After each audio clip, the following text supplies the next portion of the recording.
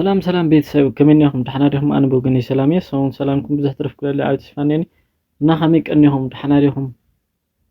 ሎሚ ከም ትልሙድ ብጣዕሚ ይጠቅም እዩ ዝብል ሓበሬታ ሓዘልኩም መፅአ እኒኹ ብጣዕሚ ደሞ ጠቃሚ ንዩቱብ ዘለኩም ዩቱበራት ምሙልእኹም ብጣዕሚ ይጠቅም ንሱ እውን ዝዋና ሓበሬትኡ እንታይ እዩ ኣብ ጂሜል ኣቲና ኢና ንረኽቦ እዚ ኣፕሊኬሽን ጂሜል ዘይብላ ሞባይል ደሞ የላን ኣብ ኩልኹም ኣብ ናይ ማንም ሰብ ጂሜል ኣሎ እዩ ማት ባዕሉ ትቆፎ ነዩ ጥቅሙ ደግሞ ኢሜላት ዝተፈላለዩ ኢሜላት ገለ ንምኽፋት ይጠቅም ጂሜል ዛ አፕሊኬሽን ስለዚ ናይ ለማዓንቲ ትምህርትና ግን ኣብ ጂሜል ኣቲና ከመይ ጌርና ማለት ዩቱብ ገለ ምናምን ምስ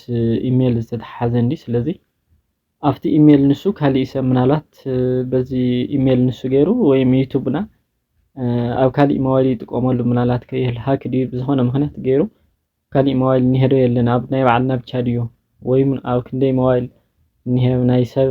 ንሰብ ሂብናዮ ተነርና ወይም ደግሞ ከም ጌርና ከም ነንጥሮ ከም ንኽእል ነውፆ ከም ንኽእል ዝብል እዩ ናይ ልማዓንቲ ትምህርትና ብጣዕሚ እያ ጠቃሚትና ሓቢርና ንረኣያሲ ተኸታተሉኒ መጀመርያ ጂሜል ኢና ንኣቱ ጂሜል ማለት እዚኣ ኣርእየኩም እየ ጂሜል ማለት እዚኣ ብቀይሕ ይኸድለልኩም ኣለኹ እዚኣ እሺ ንቐፅል ክነኸያና ጠዊቕያ ምስ ጠወቕኳ ናብ የምፅአትኒ ኣብዚኣ ና ዘምፅአትኒ ኣብዚኣ ናብከም እዚኣ ገይራ ተእትው ካብኡ ቀፂልና ኢና ክንነክእ ኣብዛ ላዕሊ ኤን ትብል ኣብዚኣ ማለት እዚኣ ቀይሕ ዘኸለልኩም ኣለኹ ማለት እዩ ኣብያ ክንፀቅጥ ኢና ኣብዛ ኤን ትብል ናይኩም ወይ ብፎቶ ወይም ብናይ ፎቶ እንድሕር ዘይብሉ ብናይ መጀመርያ ፊደል እዩ ዝመፅእ ድሕር ፎቶ ሃልይዎ ግን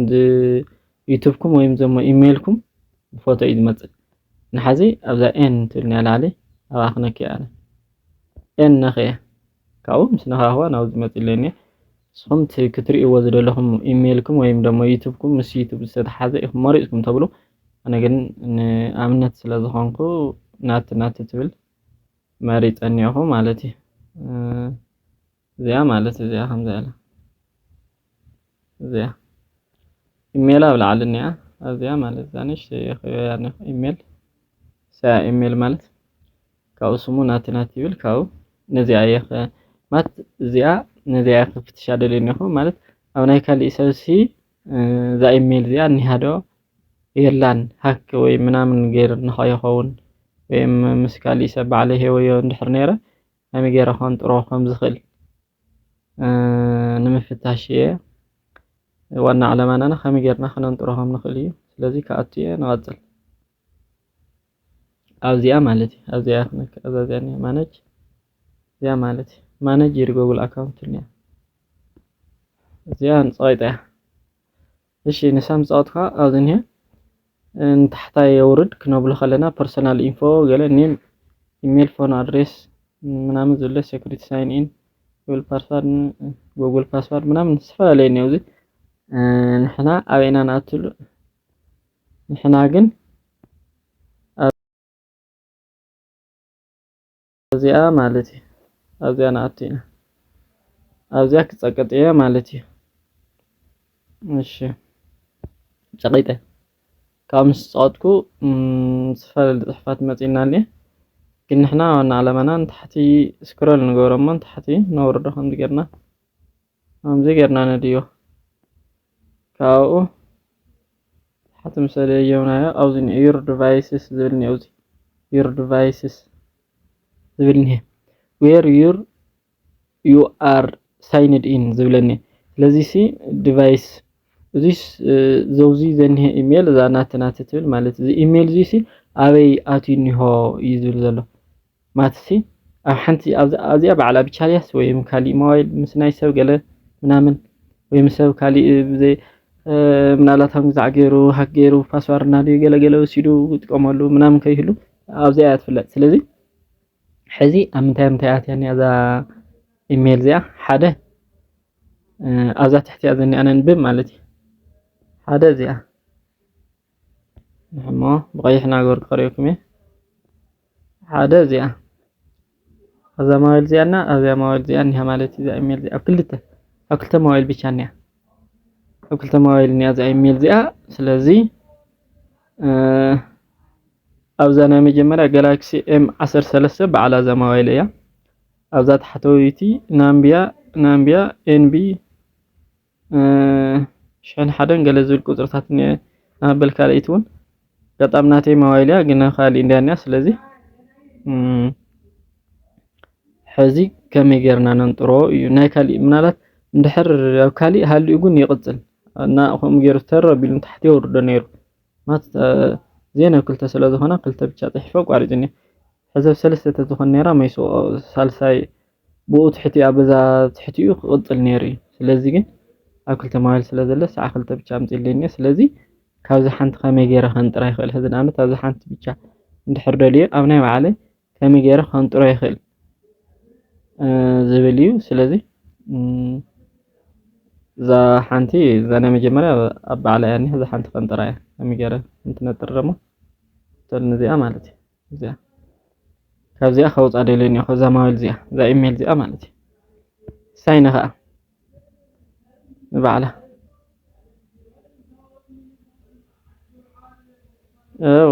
ካብኡ ሳምሰንግ ከዓ ጋላክሲ ናይ መጀመርያ ጋላክሲ M13 ዝኒአ ታሕታይ ደግሞ ናምቢያ ዝብልኒ እዚኣ ኣየንጥራን እዚኣ ናይ ባዕለይ ባዕላ ሞባይል እያ እዚኣ ከንጥራ ደልየ ስለዚ እንታይ ታሕተወይቲና ከዓ መይሰ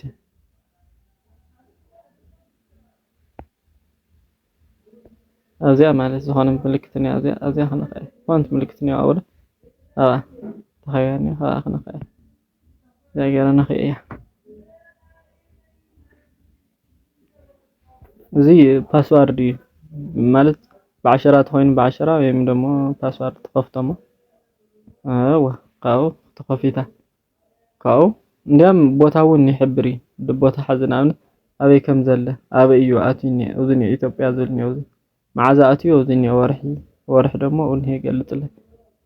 መዓዝ ከም ዝኣተወ ማለት እዩ እውን የመላኽተካ ሁሉ ነገር የርእየካ ስለዚ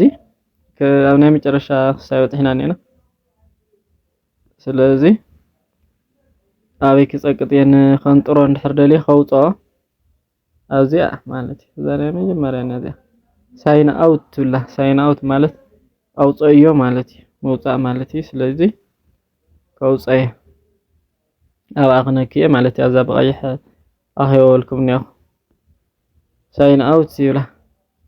ካብኡ እንደገና ሳይን ኣውት ትልኒኣ መይሰይ ደግማ እዚኣ እኒኣ እንድሕር ካንስል ክትብሎ ደሊኻ ክተውፅኦ እንድሕር ዘይደሊኻ ተውፅኦ ተለኻ ሳይን ኣውት ትብላ ሳይን ኣውት ክብላ ኢኻ ደግማ በቃ ወፂኡ እኒአ ስለዚ ወፂ ምዃኑ ኣበይኒኣ ምልክት ሓዚ ወፂ ድየ ወፀን ብኸመይ ንፈልጦ ኣብዚኣ እኒኣ እዚኣ ምልክት ዝኾነት ከምዚ ኣብዚኣ እኒኣ ወፂ እዚኣ ኣብዚኣ ዝኾነት ምልክት እኒኣ ጨረት መሲላ ከም ዝወፀ እያ ተመላክት ዘውዘኒ ራይት ኮይኑ ግን ኣትዩ እኒአ ማለት እዩ ሕዚ ንኣብነት ተፈላለዩ እዚኣ ሓዚ ኣብዚ ራይት ኮይና እኒኣ እዚኣ ግን ኣትዩ ከም ዘለ የመላኽት ለዚኣ ንበይና እኒኣ ምልክት እዚኣ እኒአ ዝብል እኒኣ ሕዚ ዝኣተወ እኒአ ማለት እዩ ኣብ ባዕላ እያ ዝረዝሮ M13 ናተይ ተደሊኻ ሕዚ ዋላ ነዚኣ ከውፃ እንድሕር ደልየ ነዚኣ እውን ዋላ ከውፃ እውን ኣለኹ እዚኣ ማለት እዩ እዚኣ ትነኽኣ እሞ ካብኡ እንደገና እዚኣ ትነክእ ካብኡ እንደገና መስካ ይደግማ ኣለኹ እታ ሳይን ኣውት ትብል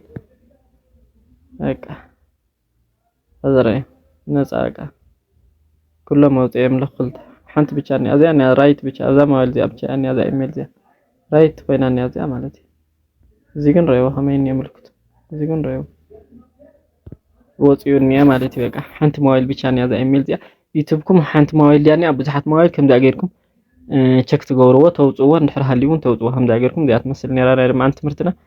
ሳዕ ካሊእ ሓበሬታ መምሃሪ ዘልኩም ዝመፅእ እዚኣ ትመስል ነይርና እና የቀኒልና ደቂ ዓበይቲ ደንበረ የዋይኹም ጠቕመኩም እያ ብጣዕሚ